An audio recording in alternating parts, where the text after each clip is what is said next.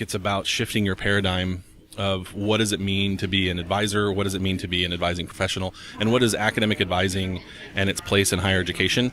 That's all conversations that are happening here as well.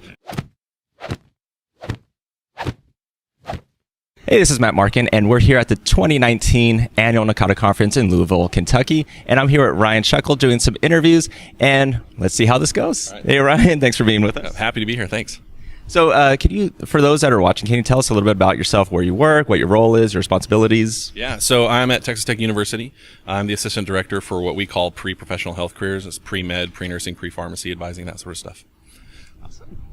And at this conference, are you presenting? What are you presenting on? Yeah, I'm excited to be a part of the hot topic in technology, which is the last day, and we encourage everyone to stick around and to do all that. We're going to be talking about using an LMS to supplement and augment your academic advising practice.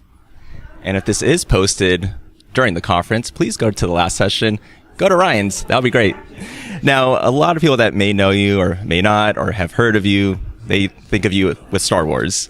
Can you tell us how that all came about with your love, I guess, for Star Wars, and how that's kind of been incorporated into advising or your presentations? Yeah, absolutely. Well, first, we could talk forever about Star Wars.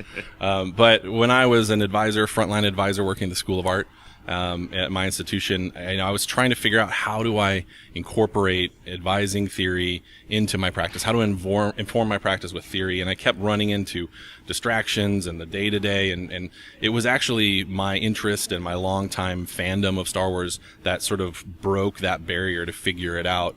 I was watching Return of the Jedi, and Darth Vader says, perhaps I can find new ways to motivate you, and I was reading the chapter in academic advising approaches. I was reading the chapter on motivational interviewing, and Darth Vader's quote and that chapter, I was like, wait a second, there's a connection here, and that, snowballed into a full presentation and the opportunity to really influence the conversation about advising theory, and how engageable it is and how easy it can be to find a connection that makes it something usable.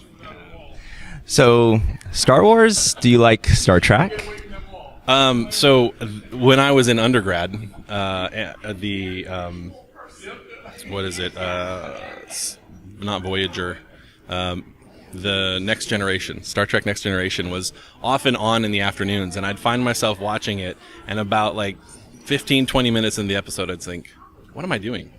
This isn't my thing. So I can appreciate it, but no, Star Wars is way better. Well, we can still be friends. I'm more Star Trek. Mandalorian's coming out. What are your thoughts on that? It looks amazing. I think we can trust Jon Favreau. You can see what he did with the MCU, the Marvel Cinematic Universe, and kicking it off with Iron Man. And I think what he's going to do, I think it's been a hard time for Star Wars fans to figure out this new Disney version of that world.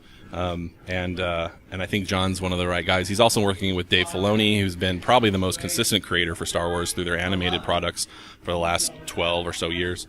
And it's going to be great. I mean, it was a automatic include in all my subscriptions. So.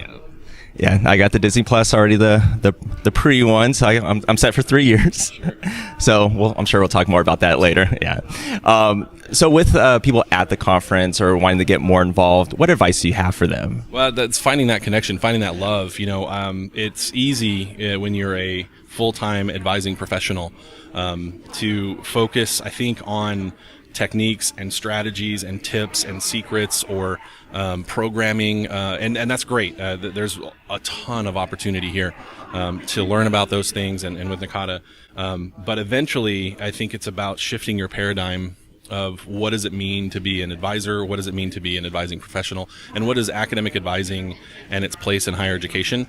That's all conversations that are happening here as well, not just at this conference, but in NACADA and in all of their many venues and opportunities to connect.